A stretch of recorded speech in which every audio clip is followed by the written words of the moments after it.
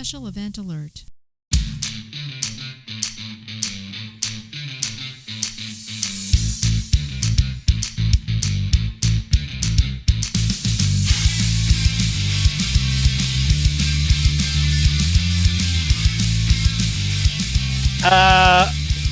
I was playing volleyball and I need to take a shower, which is Top Gun excuse number one for being late for changeover. I'm your host, Marty Smith, and I'm joined by the Hand Eater, Eric Perrott, and our very own Snap the Clown, Anna Mondragon. That's scary. We're here to bring you the latest headlines and updates pertinent to all Guardians and to the other lower branches as well. So take your seats, get informed, and have a laugh as we present Late for Changeover. Super mad. Woo! I tried to get through that as fast as I could so they could take that off. Yeah. Well, I can leave mine on, I suppose. Yeah? Top Gun. I know. I've had this for like 3 years. Now I had a reason to put it on. So I did. I wanted to wear the polo shirt, but Mav didn't wear a polo shirt. That was Goose and the guy in the second Iceman. Where are your dog tags?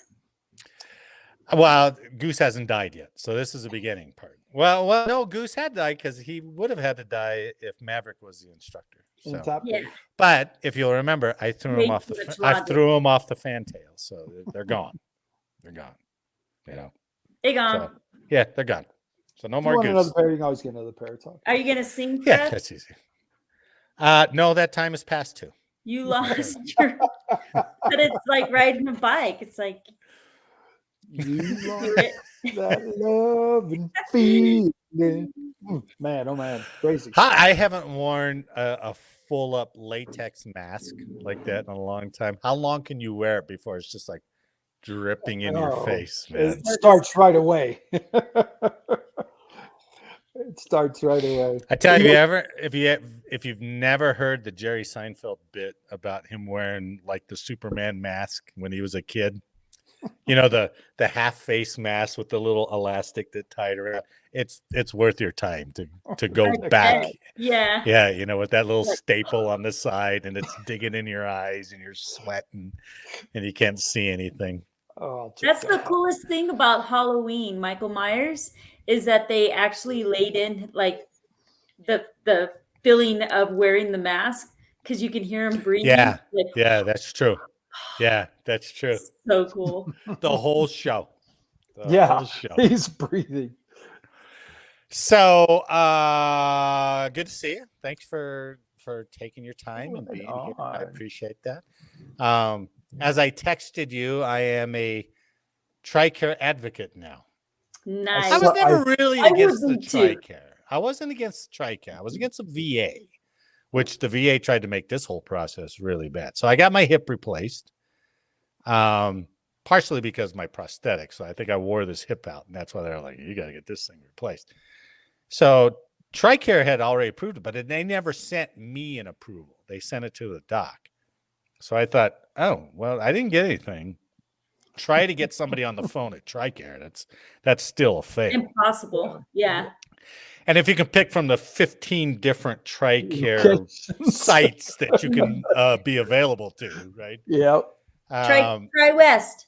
TRICARE Prime, TRICARE for Life, TRICARE West Prime for Life. You know, it's just like, what in the fuck, man? Yeah. I tried to go to the VA. VA tried to subvert the whole process, and they're like, well, send us x-rays. And, well, these x-rays are too old. You need to make an MRI appointment. And I was like, when can I get in? And they're like, February. And I'm like, well, my surgery's in October. They're like, well, you're going to have to reschedule that. So once I got the TRICARE approval, I went to the VA ortho, and he's like, oh, okay, you're doing it through TRICARE? And I was like, yeah. And he goes, okay, just let us know how it goes then. I was like, that's it? You guys are just washed? Nice. And they're like, yeah, pretty much. So you should have told us that in the first place, Marty. Yeah, no kidding. No kidding, man. So oh man. I am now the proud owner of an artificial right hip for only $75. That's nice. Wow. Out of a $58,000 I was about to say, I saw that bill. God Ooh, bless, man. Huge bill. put And, you it, in and the it's got poorhouse. stuff in there. It's like, oh, we gave this, this is for 10 minutes, and then every other minute it's like $1,500 after that. And I was like, I don't even know what that is, but they rang it up. They give you a So- warranty on that bad boy? You got like 10 years or No, 5-year but they warranty? did give me a warning. It's like, well, this doesn't last forever. I was like, oh, great. it's a good thing you don't have forever. I don't have forever. So what is Right. it made out of? I don't You know? know. I had more documentation on my So cool. total knee replacement than I did on this little thing. But they did.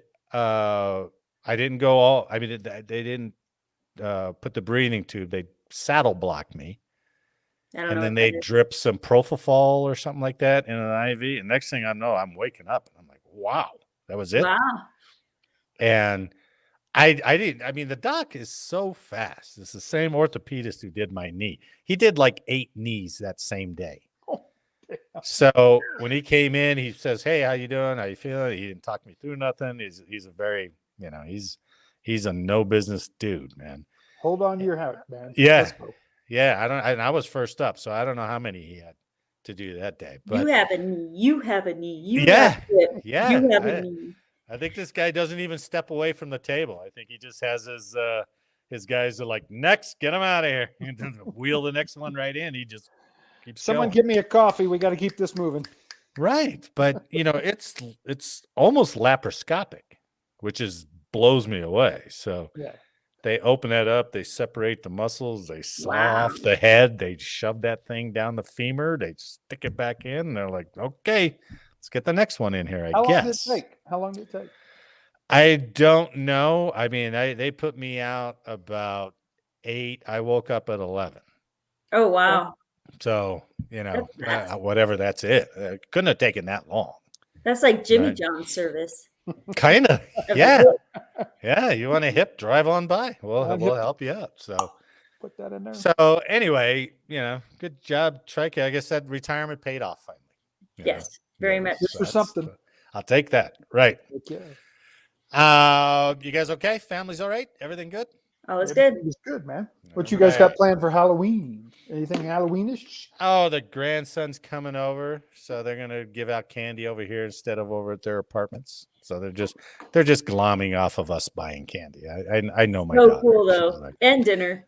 She's like, hey, do you want to see Junior? I was like, yeah, I'd love to. And they're like, oh, great, we don't have to buy candy, we don't have to buy dinner, we don't even have to give it out. Dad, could you make sure you have an extra bowl of candy? Yeah, right.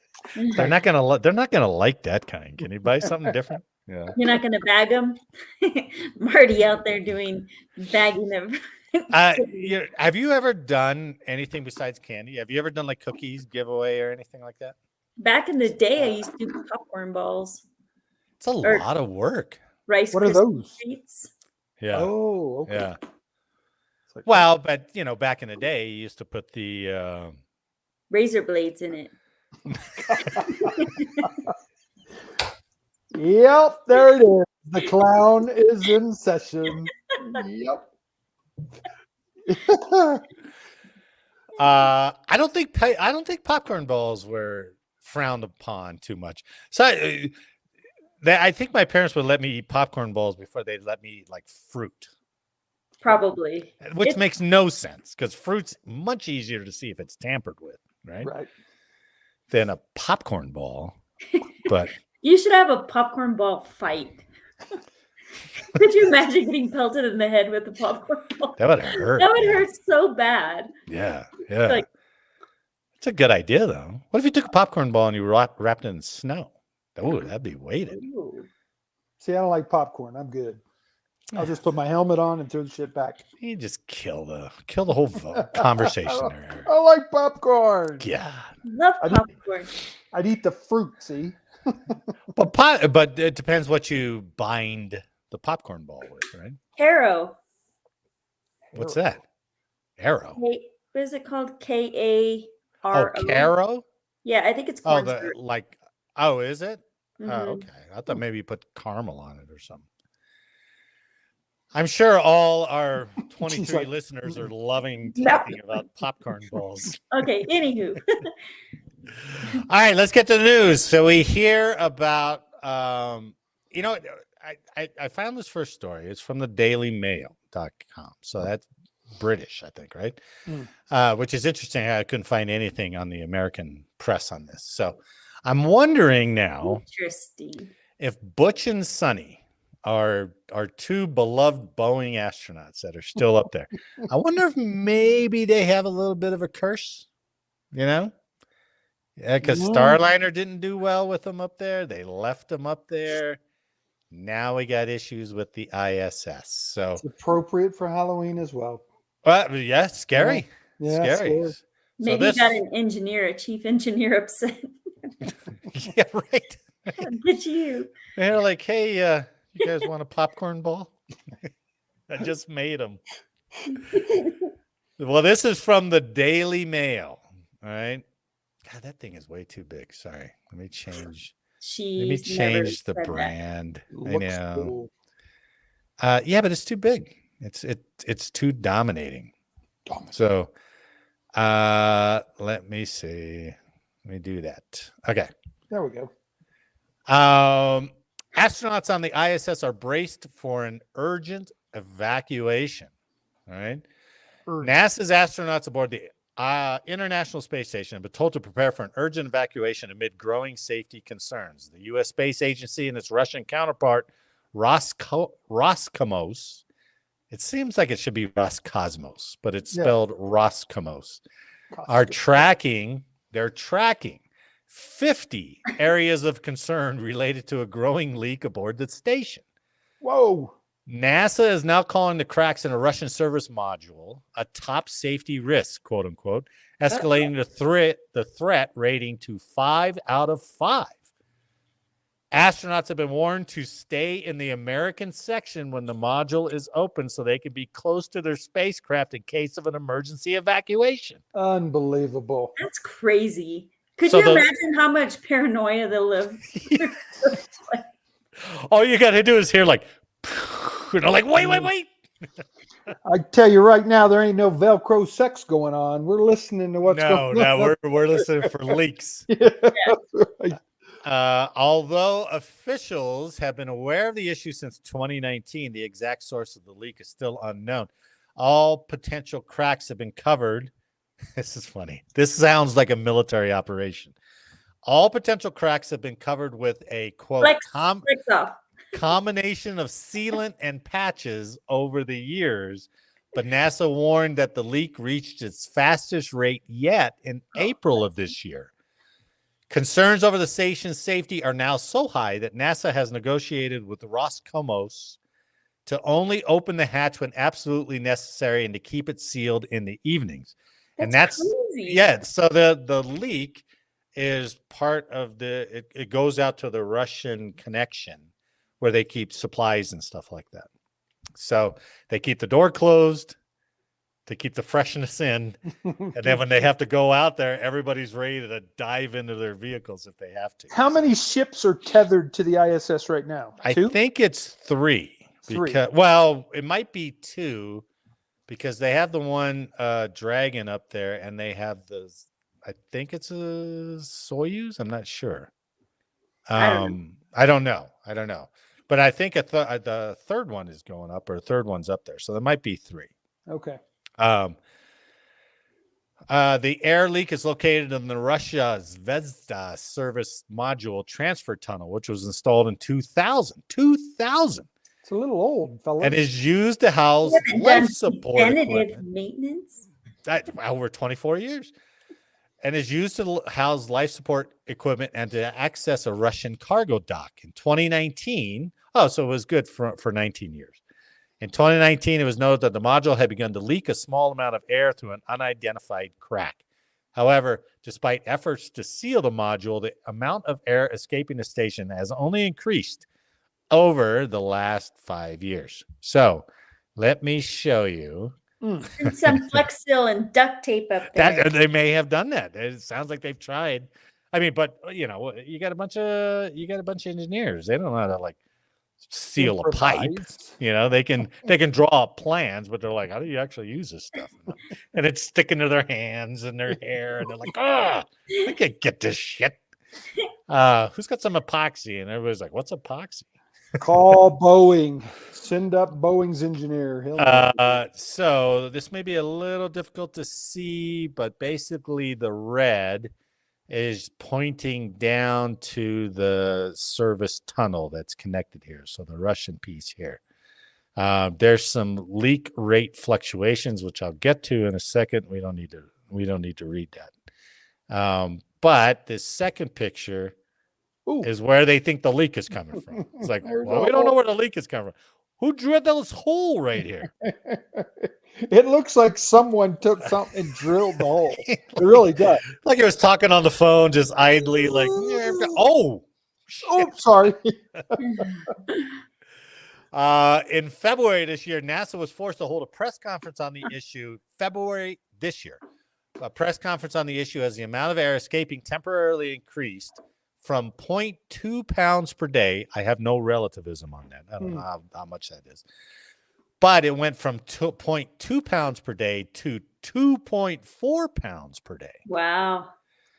A report published in September by NASA's Office of the Inspector General confirmed that the leak then hit record rates in April, losing 3.7 pounds of air every day. And does that mean it's losing air even though they have the thing shut and it's still losing air? That's Why don't you put a nut in there or like a gum. Gum. Yeah. That's what I was thinking, that silly putty gum, something. Yeah, silly putty. That's good too.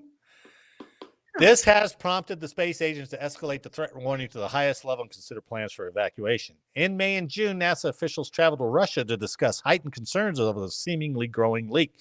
Speaking to the Washington Post, NASA Associate Administrator Jim Free says, "We have conveyed the seriousness of the leaks multiple times, including when I was in Russia earlier this year. We've come to a compromise that they close it in the evening." That's the compromise. You know, hey, can you do something? That's a little scary. We close in the evening. Okay, thanks. I appreciate it. Glad you did something. Get out of my Russian office. Accent. That's my Russian accent. We We close at night. Whenever the hatch is open for essential use, NASA astronauts have been instructed to wait in other escape vehicles. In the same OIG report, NASA also raised a concern that the space station could be seriously damaged not only by the loss of air, but by tiny pieces of material in orbit, escalating the risk rating to the highest level. The agency wrote, quote, "NASA considers the threat of micrometeoroids and orbital debris a top risk to crew safety, the ISS structure, visiting vehicles, and sustained ISS ops." NASA has added, now this is kind of shitty, right? NASA has added shields to the American sections, which can protect against. Well, hey, we brought these up here. He said, "You keep that door shut, we'll block our shit." And you got the guys like, what are they doing? What are you guys doing over there? Like, we're protecting our shit. I don't know about you guys. NASA has added shields to the American sections, which can protect against pieces of debris up to 3 centimeters, but warns it does not have plans to add protection from larger pieces. However, there are now an estimated 100 million pieces of small debris which are not being tracked that can still damage or destroy spacecraft. In the report, NASA notes that the growing risk posed by orbital debris also poses a serious issue for any plans to safely evacuate the ISS in an emergency. So why wouldn't you evacuate it now or repair it now? They're like, hey, it's leaking. Get in your vehicles and get out of here. Yeah, we got hit by a swarm of micrometeoroids. Because then it's going to be too late. It'll look like Armageddon. Right. Them trying to run when the shit's blowing up around them. And oh, by the way, I'm sure it's sitting on President Putin's desk as his top priority as well. He's like, yeah, it's all under the Ukraine stuff. It's way down deep in the inbox. I'm sure it's on the top of his. No money. No money.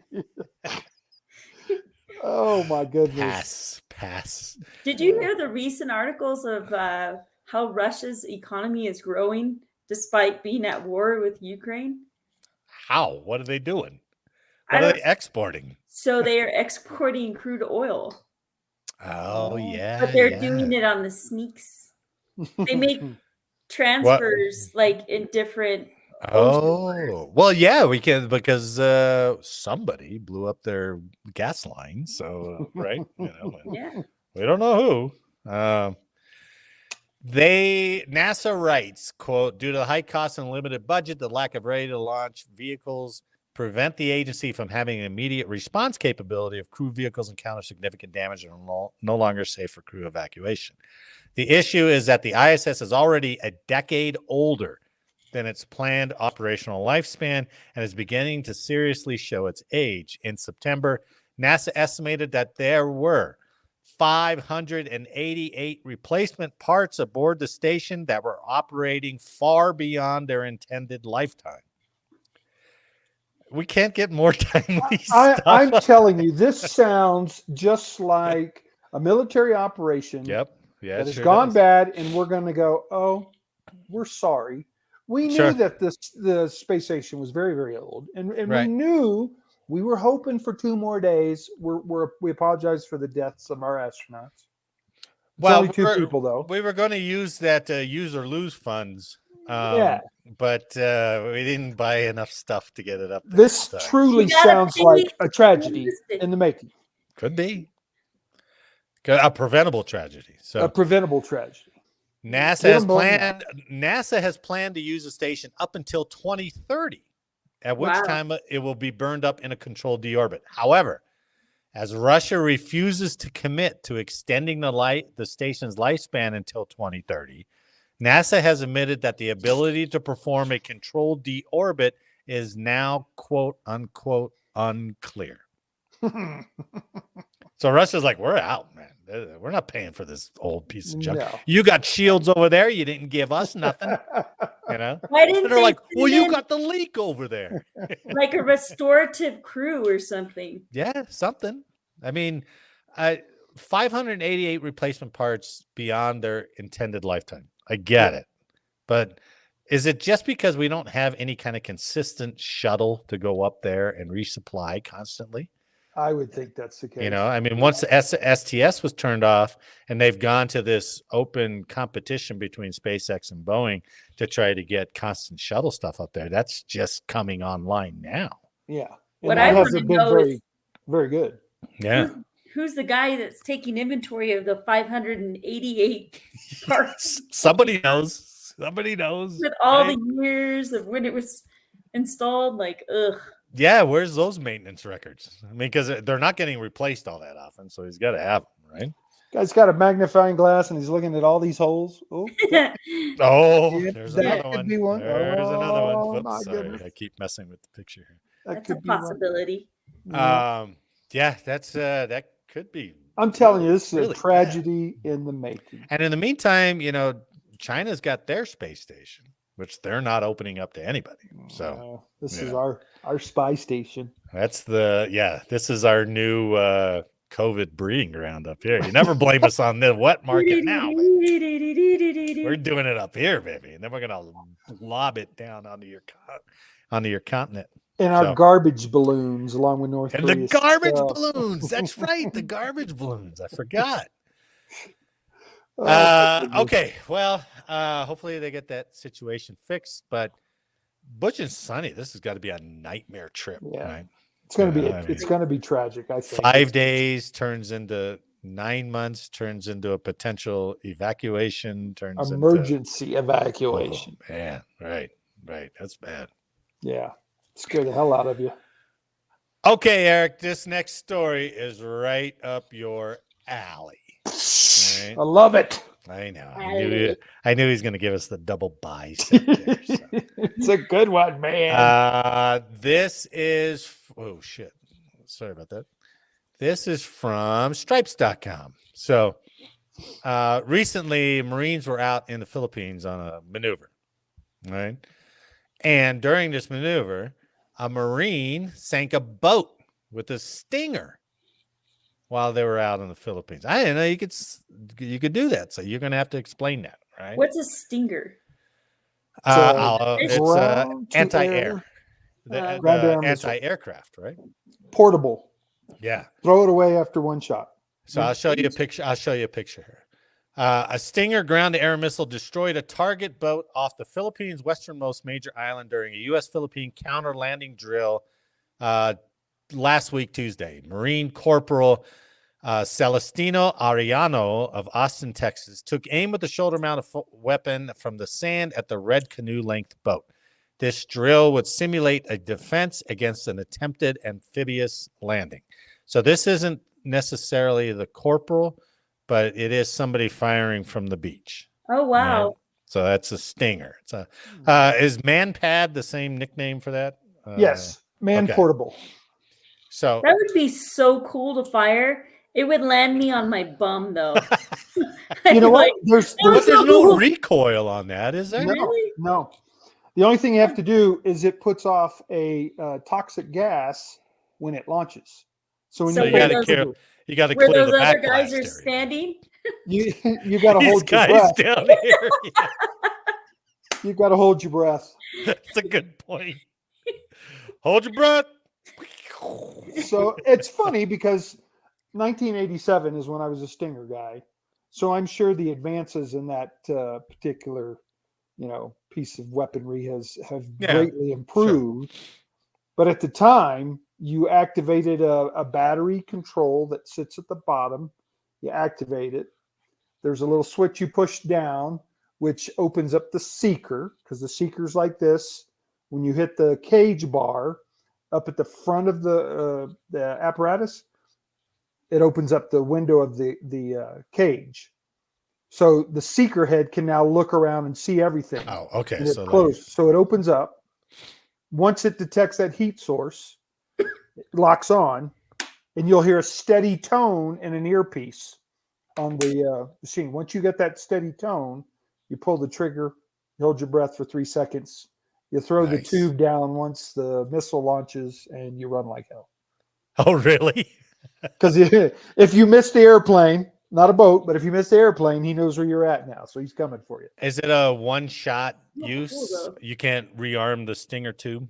Nope, one shot. Oh, now, so it all comes encased? I'm basing that on 1987. Yeah, maybe they got something different now. There may be some advancements. Well, I'm going to leave this picture up because there's a funny. I thought there was a funny part to this story, but the Stinger is a portable, short-range air defense weapon that can be shoulder launched or fired from a helicopter or ground launcher, according to its manufacturer, Raytheon. The missile is equipped with a proximity fuse to counter drone threats and has been in use with 19 countries in the U.S. military since the 1980s.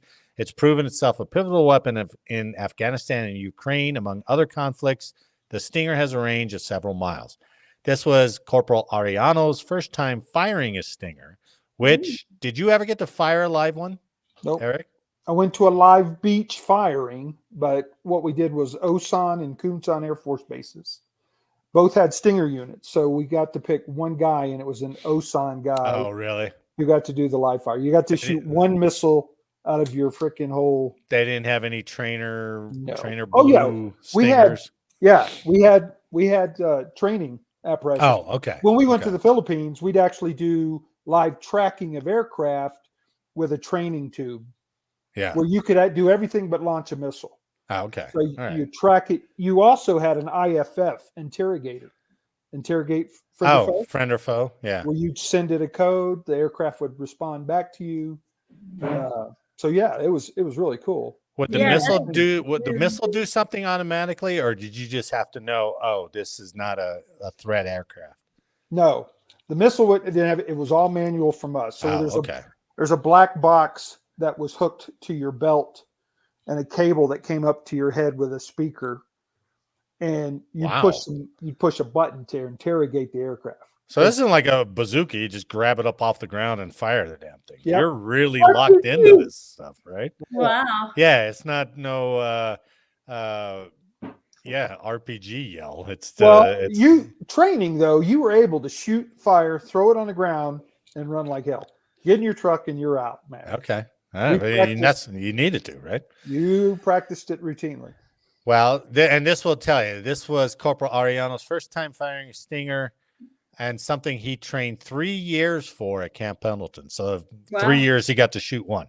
So that's cool.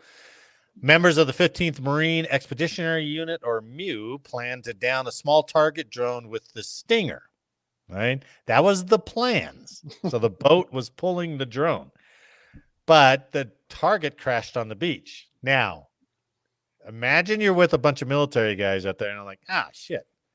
Well, we don't want to leave without shooting at something. Let's find a target. Let's shoot the boat. Right? I wonder if that's how it somebody came got out. in Like, trouble. Yeah. let's just shoot the boat. Right? Or maybe they're trying to test the capabilities of this. That may be, but I think the more likelihood is there's a bunch of guys out there that've been out there all day. It's like, we got to shoot at something. Potentially, yeah. Yeah. Yeah, that's a better idea. That's So I'm better. going with that story. Yeah. So they turned the sights of their air defense weapon instead on a vessel similar to the canoes used by local fishermen. Even that's better. So it just had a little outboard motor on How it. about that guy's boat? Perfect target. It doesn't look All good, right. right? All right. And this is what cracked me up. So they shot somebody's boat. I'm just going to make that story up. I know it's not, but it's better for fun. So like, we couldn't shoot the drone, so we shot the boat, and then we got the hell out of there. We ran. Damn right.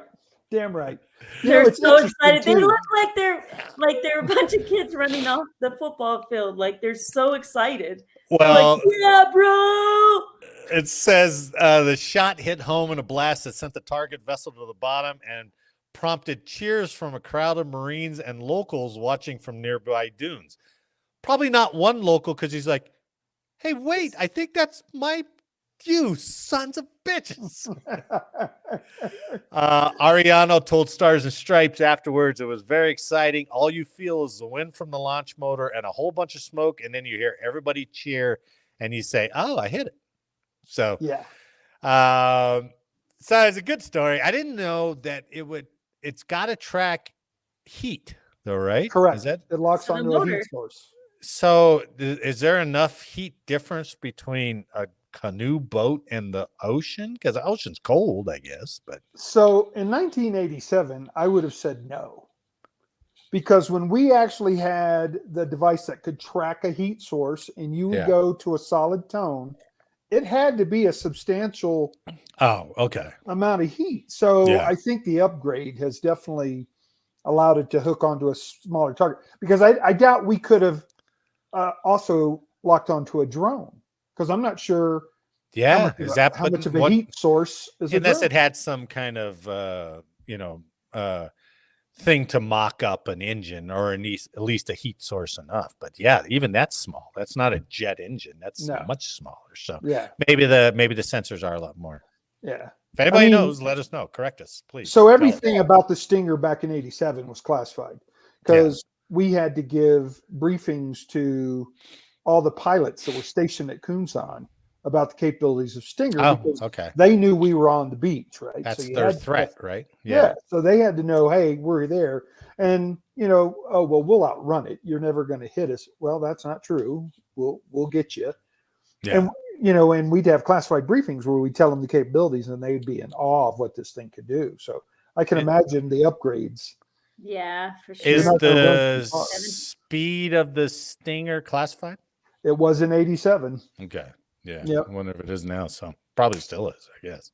I wonder, I Googled it for just a moment and I wondered if you could get the speed because it Like talked the about- unclass. I'm sure there is a number unclass, Oh, there has to be. which Yeah. is below capability, but I'm sure it's, Yeah. Ob- I'm sure if I- obviously fast enough to get a jet. Because if it wasn't fast enough to get afterburner, people are like, I just go an afterburner. Yeah. Yeah. And think about what the Afghans did to the Russians with them things too back when they were being Yeah, but that was, I saw Rambo do that. But he did it with a Predator. law. He didn't do it with a Stinger. He did it with a law. Yeah, And it was a slow helicopter. So yeah. Well, the Afghanis were taking down some of their fighters. Yeah, with these yeah, things, that's so true. It was They good. were. And they're still pretty deadly out there. with it, Yeah, right? man. But they're not even getting Stingers. They're just using regular law or tube mount rockets now and taking down Blackhawks and shit. So Well, in Crow Valley in the Philippines, yeah. it was a range for aircraft bombing runs. Okay. right. So all the Stinger units in the Pacific would come to the Philippines I and think track aircraft at Crow Valley and watch them drop fake bombs. yeah, they were on Palawan for the annual Common Dog exercise that began October 15th and ended last week. Yeah, that's new. I don't know what that is. Yeah, I don't know where that is. Dog. Common Dog. So not common dog, common. It's probably Is it common DOG? no, it's KAMANDAG. Oh, So that's probably what's the dialect over there? I can't remember what the Tagalog. dialect is. Tagalog. Yeah. And so I'm not sure how to pronounce that. Hmm. Even though my mom was Filipino, she's like, "You're America. You speak English." And I was like, Your mom's okay. Filipino, really? Yeah, she was. Yeah. That's cool. very So- cool. I knew that and I forgot. Well, you need to tell her to send me some freaking lumpia.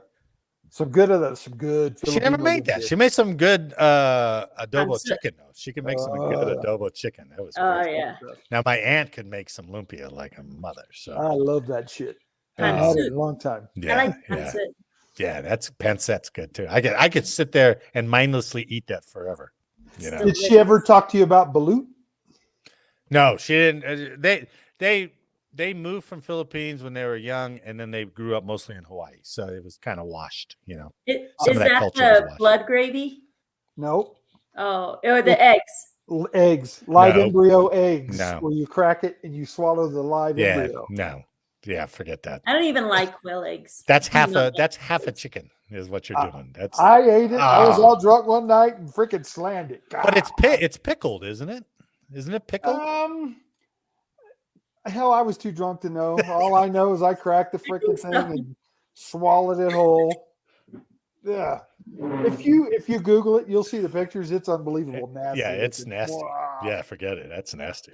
Eric was sharding quail eggs the next day.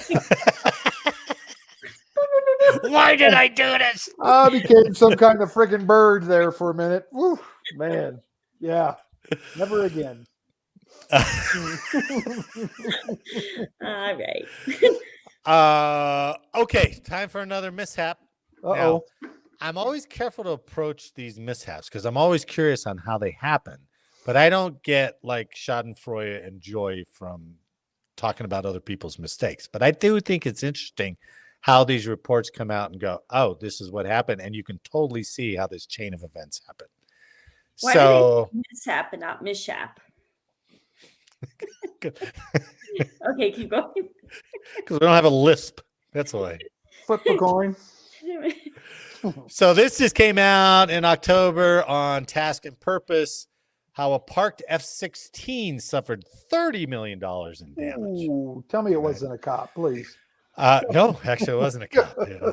Not this time. Fireman.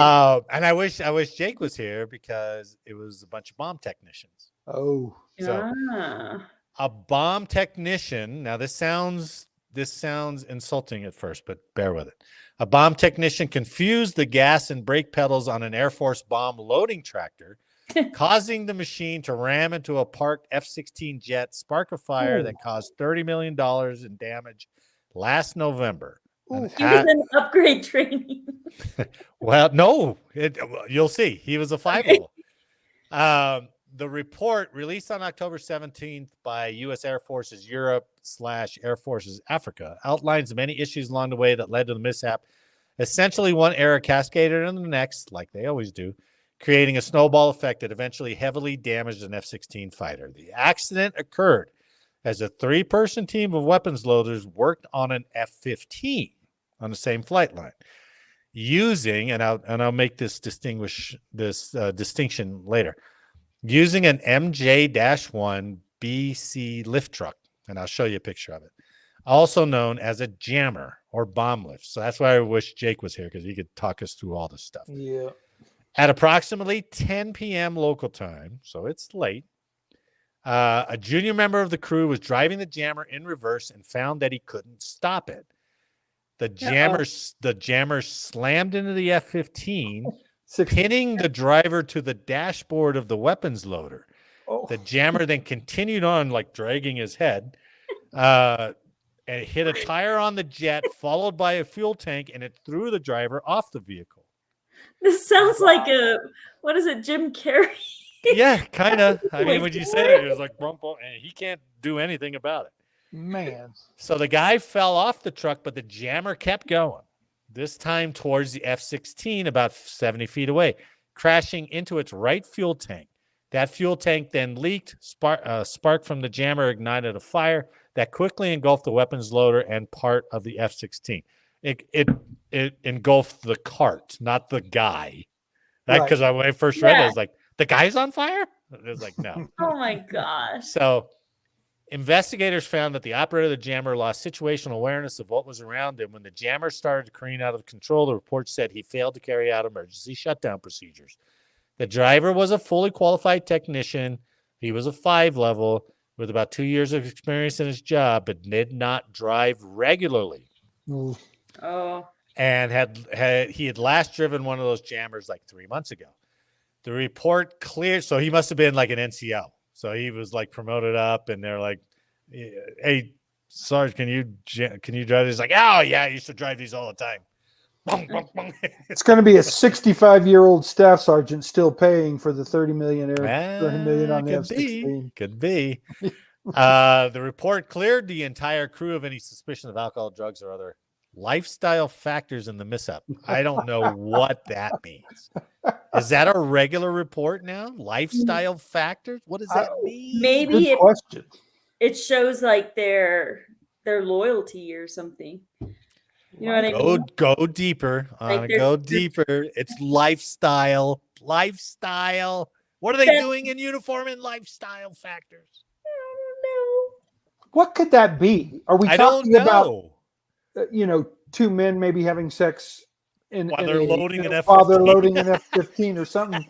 I mean, that's what it sounds like when you talk about lifestyle. Right. But the good news is they were clear to that. So, like, are they a terrorist? Are they a terrorist that wants to? Maybe. Maybe. Background on the guy. Active shooter type. To show inadvertent destruction. I don't know. That would be interesting. I'll see if I can find some more definition of that. Wow. Okay. So here we go. Investigators noted that one major issue was confusion over the model jammer being used. 2 models used by the Air Force are similar and look nearly identical, but have key differences, including the location of the brake pedal. One model, the one that this guy was driving, the MJ-1BC, has its pedals 11 inches apart, the gas and the brake pedal. And the other one has the pedals right next to each other like a car. All right. That's the MJ-1C. So let me show you what they were talking about. C being the newer model? Is the C being the newer model? I assume so. I assume so. So why would they make the pedals so? I don't know. I mean, everybody's in combat boots, and then think of if you have your what is it called?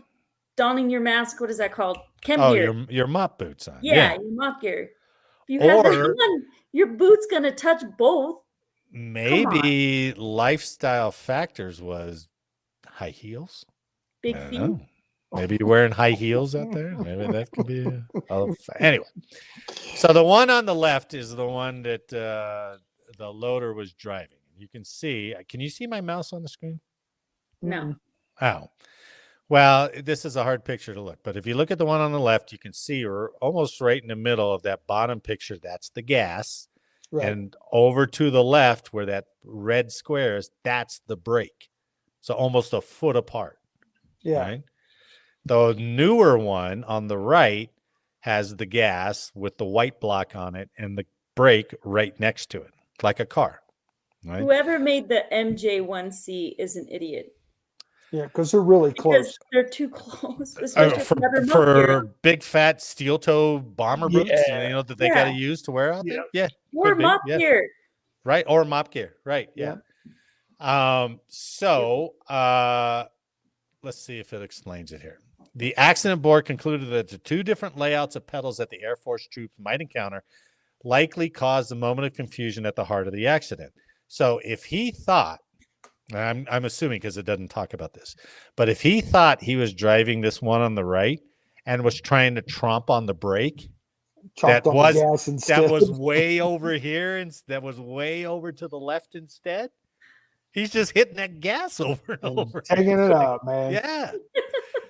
Like going faster and slower, faster and slower. Right. It's like, Could you imagine? I just keep going faster. I don't understand. Could you imagine what his face looked like when he got up? He's probably like, "What the? Right. What is going on?" I don't know how much Huge time it left. explosion. Yeah. You're like, "What? Why? What did I do?" Wasn't that the brake? And they're like, no, the brake's way over there. You know, the ignition and the throttle looked a little different as well. A little bit, yeah. But Yeah. he obviously wasn't thinking about killing the ignition at that point. Yeah.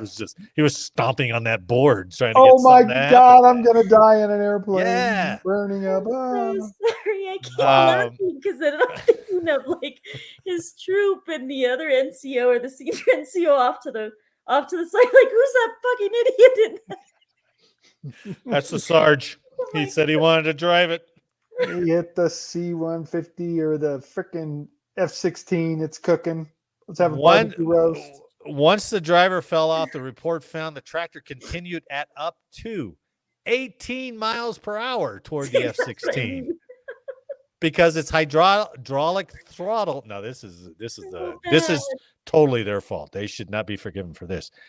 Because its hydraulic throttle became stuck due to poor maintenance. Ooh. Tests of the machine's hydraulic fluid found it was, quote, within the most contaminated or dirtiest measurement level represented in the Society of Automotive Engineers standard for classification of particle contamination in oils and fluids. And this is So a that thing hadn't bomb been loader? changed in years. Yeah. Someone's been signing the 1800 and not checking the oil. The hydraulic fluid was black, probably. That It's thing not- was black and grindy and just nasty. So This has to be on, what is it called? Continuation training. Then they're going to get Oh, yeah. different training, and somebody's going to have to go spray paint the side with like what the like what Right. type of vehicle it is. this is your And- punishment. Every day you got to tell me. Man, Okay. So they get by the first one. They're like, oh, yeah, they're not going to find us guilty for the different pedal things. Yeah, that's dumb. And they're like, oh, they are going to find us guilty for bad hydraulic fluid. Yep. And they're also going to find us guilty for this. The jammer was also the third tractor on the flight line that the crew tried to use that night. One jammer wouldn't start while a second one was found not to be working properly. So they found a third one that was just right for the accident. No So- maintenance upkeep at all on Yeah. any of their vehicles. This one works. It's 10 o'clock. It's getting late. I got to get to the Let's strip get it bar. Let's go. that's one of those scenarios that you don't even think of a scenario where you can hide this. No. That's just No. It's just like, fuck.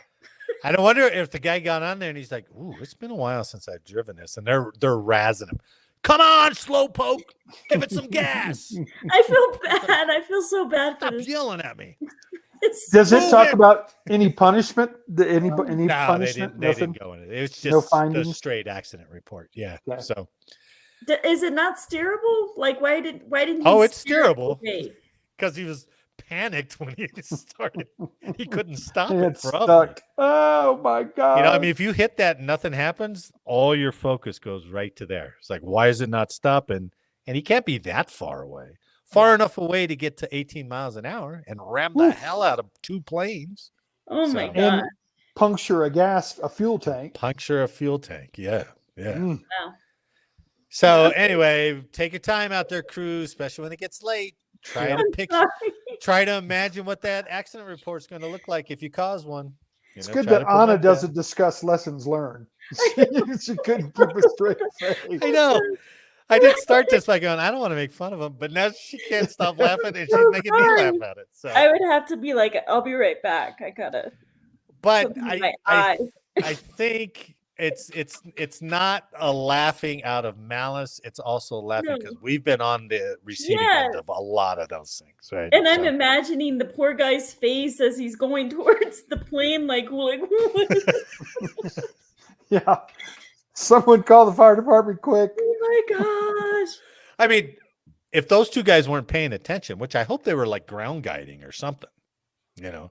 Mhm. But if they weren't, they just looked up and they're like, "What is this asshole doing?" Yep. Yeah. Boom, boom. Yeah, So, it could have been Crazy. So much worse, more yeah, work. yeah, it could have been a lot worse. for sure.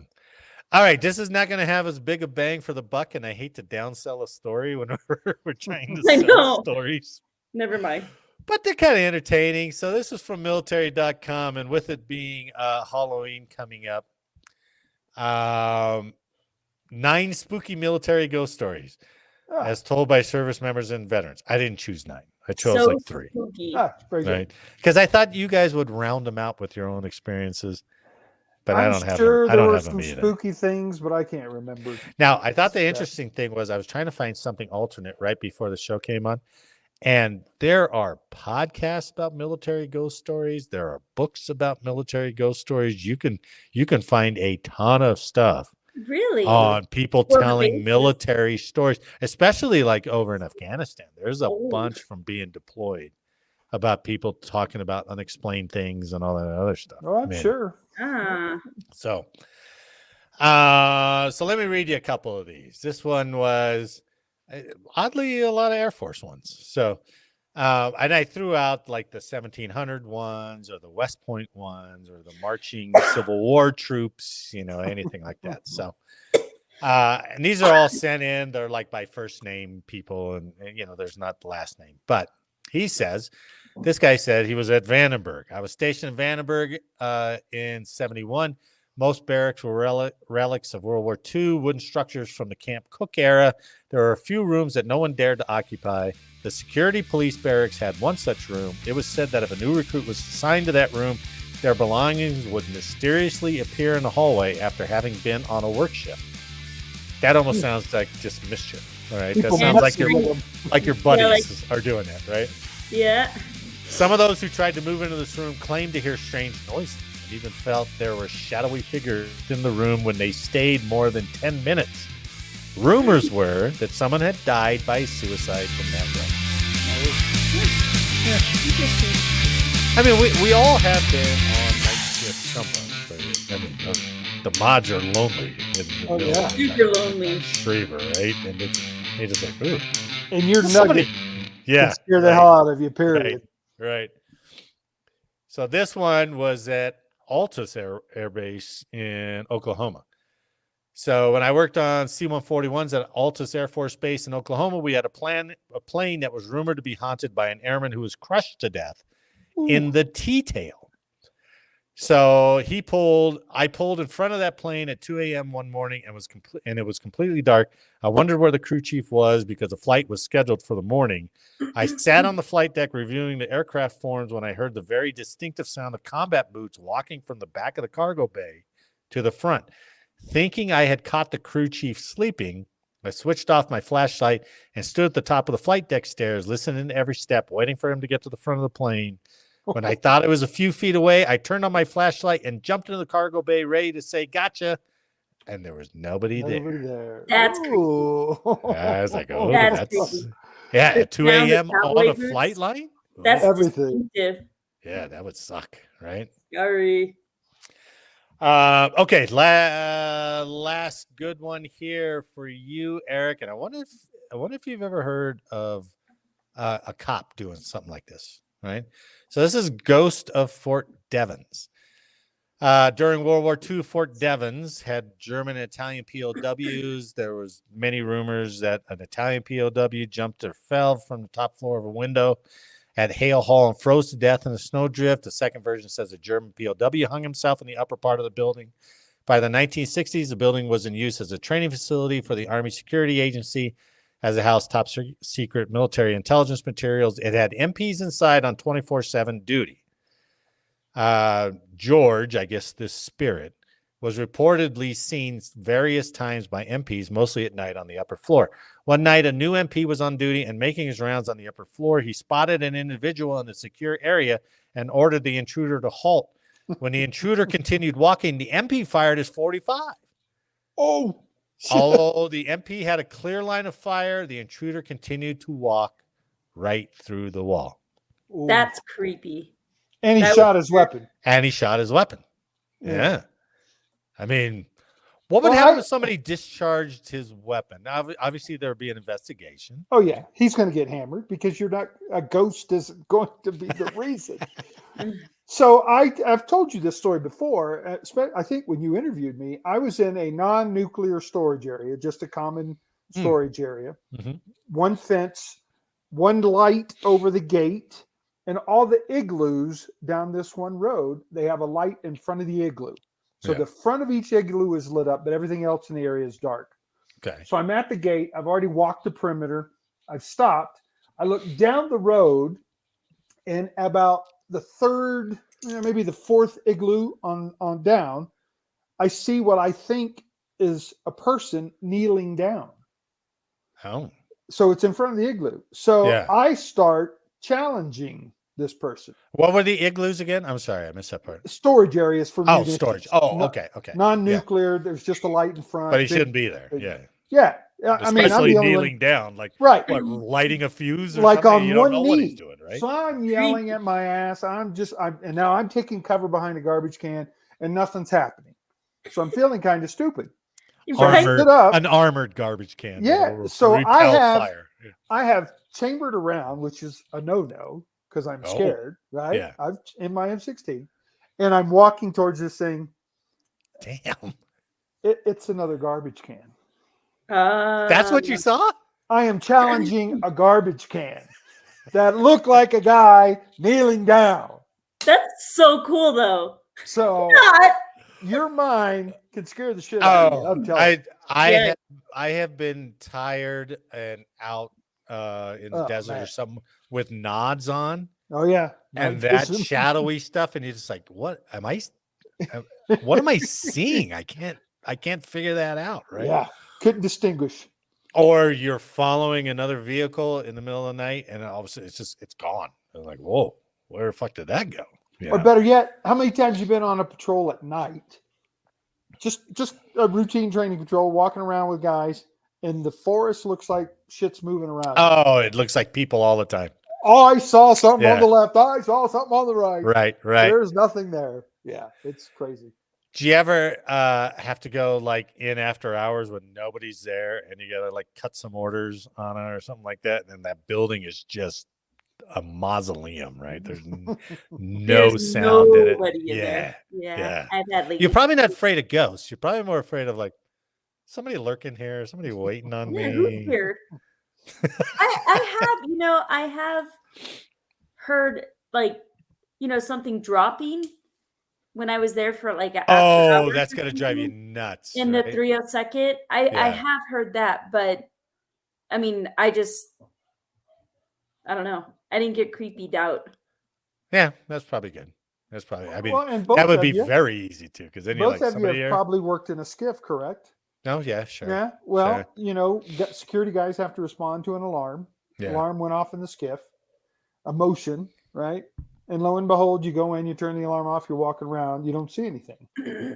Turns out that the wind or the air conditioner blows a piece of paper off Oh, the I've table heard that. Yeah, and and sets your it'll- motion it'll- up. Or it'll the trigger it. curtain moves right. Yeah. and the motion sets. So And God Approach- forbid you got to crack in there, and then you got to go through closing procedures and lockup procedures Absolutely. all over again, all for Yep. that one thing. Yeah, one thing. yeah. All right. Well, no creepy Scary times. Halloween's here. So, Nope. No. you know. Except her mask. Her mask creeped me out. I'm gonna have bad dreams about Anna's mask. That is a really creepy mask. That is a creepy mask. It's gonna The scare s- me. the My Snap daughter's mask. mask. Is it really? Oh, Yeah, man. so she wanted to buy it. A little boy that lives down the road. We have 5 acres out here, so Yeah, her bus yeah. stop was a little farther down the road, Yeah. and so she hid in the trees with that mask on. Wow. She almost got punched. Terrifying. Ah! Now I wonder where she got that behavior from. Yeah. Miss Anna. Oh, she's trying to hide you. Hey, bring him in. Say hi. Hello. Um, Children. All right, Eric, let's close this pre-Halloween episode out with some U.S. military history, Some history. History. I like possibly with a Halloween connection. it. Sort of, maybe, probably not, but it's called Black Week, which was the darkest days of the U.S. Army Air Forces. So this is concerning the B-17 Fortresses, right? Okay. World War II, early on, with the new frame doctrine of daylight precision bombing, Yeah, no mistake. no fighter support. Now, they Right. did occasionally have a P-47, but it was very, very short It would go on like not even range. halfway, right? Right. Yeah. Yeah. So they started experiencing heavy losses, pretty heavy losses, Right. right? So all the way down into a week in October, the last run, it was a raid on a place called Munster. On October 10th, the 8th Air Force targeted the town of Munster, which housed a rail line feeding into the industrial Ruhr Valley. Leading the raid was the 3rd Division's 13th Bomber Wing with P-47 fighter escorts. Now, this was months before the P-51 became the escort, right? Sure. With the range. What year did you say? This is 43? 43. Yeah. Okay. So this raid goes on. Navigation error led to the fighter group's late rendezvous. When the Thunderbolts finally did arrive, their stay was short. Low on fuel, they had to return to base. With no fighters to help them, the B-17s were quickly mauled by German fighters. And if you'll recall, improvements in radar, improvements in aircraft armament, weapons, missiles, as well as machine guns, Yeah. they would take heavy tolls on the B-17s. Sure. Yeah. Sure. So 200 Luftwaffe single and twin engine planes assaulted the lead bomber formation in what was described in the official reports the most violent and concentrated attack yet made on the division by an enemy aircraft. Oh man. All right.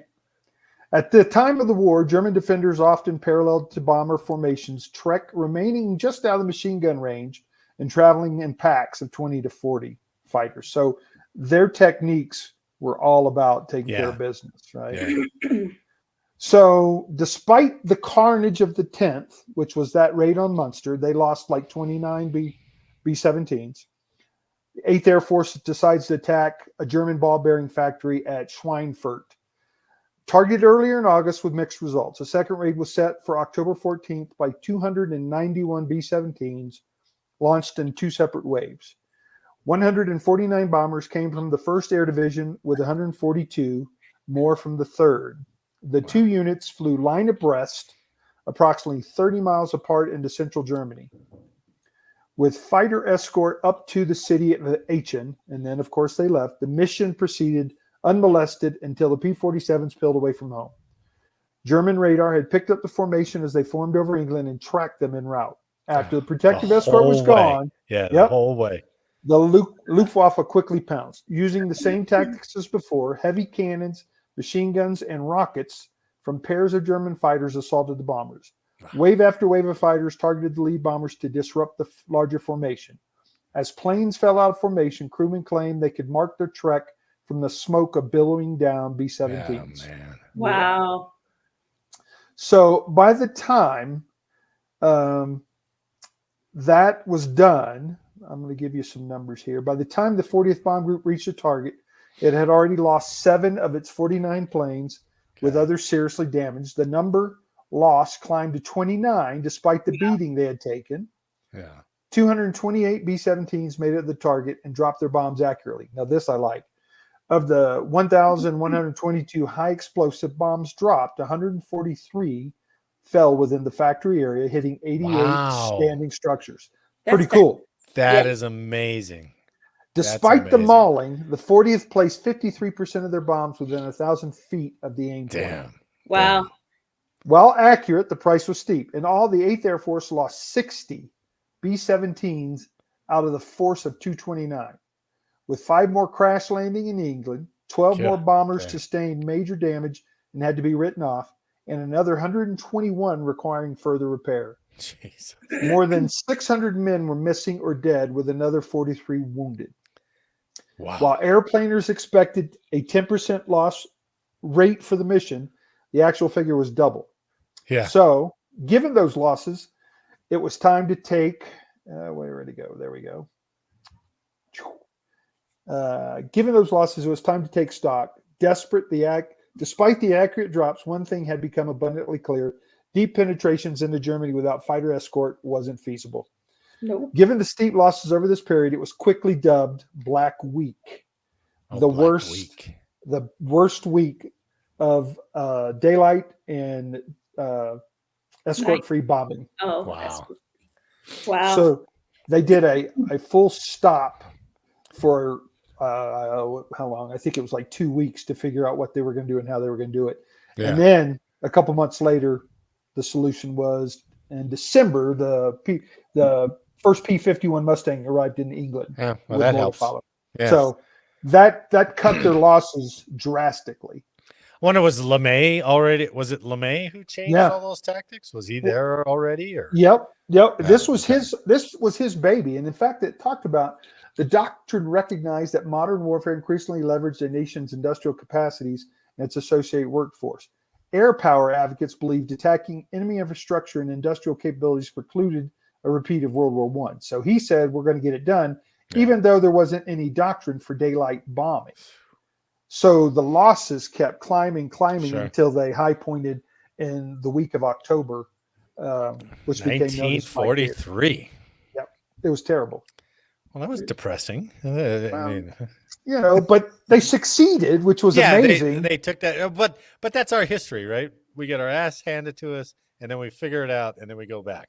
Yeah. It's like, Well, and even when you're talking about, I was reading one of the stories about one of the B-17s. I forgot its name. It dropped its bombs as a single ship. It got lost from its escorts. It got lost from the other B-17s. Dropped. His oxygen airlines were all jacked up, so they were having problems breathing. 2 of their gunners were shot. Their navigator was killed, and they were still able to drop accurately bombs and fly back. And it crash landed in England. So that's some good training. Ooh, you ain't lying. did you guys see the series on Apple? I think it was only on Apple. I saw it. What was it called? I can't quite remember it now. Oh, Masters of the Air. Masters of the Air. That was great. I thought it was great. They did a great job. And it's basically Band of Brothers about the air war. Wow. Yeah, it was really well done. I have to watch that. There's a lot of like some of the same stuff you saw in Memphis Belle, only just like exponentially. It was like crazy. How do you gear yourself up every day to go get in a B-17, which 55 to 60% of them didn't come back a day? And they even touched on that point. The morale of the squadron. It's like, man, we got to keep going. What they had to hit 25 missions or whatever it was, something like that. Allowed to fly, go back home. Crazy. That's it's a good series if you ever get a chance to see it. I don't know if it'll ever come off of Apple. It is. It's worth watching. But it is good. Yeah, Masters of the Air. All right, my fellow Halloween goers. Trick or treat. No tricks. Right? No tricks. Except for Snap the Clown, she'll trick you. and the knuckle chewer, he'll trick you. A knuckle chewer, sucking on a finger. But Mav won't. You know what Mav's gonna do, right? Play volleyball. Yeah, I'm gonna go try to get laid and yes! have a friend killed, and I'm gonna yell at admirals, and then I'm gonna retire. So. On behalf of all of us here, I'd like to thank you for listening today. Please like, share, subscribe, and let us know how we did in the comments. Ooh, I didn't make it. Allergies. If I could have just had something come up out of the throat at the end of the Halloween episode, that would have been great. Catch a packet. Make sure next week that you are not late for changeover. On and Eric, have a happy Halloween, everyone listening out there, and we'll see you next week. You too, guys. Before the election. So, right on. Monday. Monday. So, everyone watching and listening, have a great week, and we'll see you then. All right, guys. Bye-bye. Bye-bye.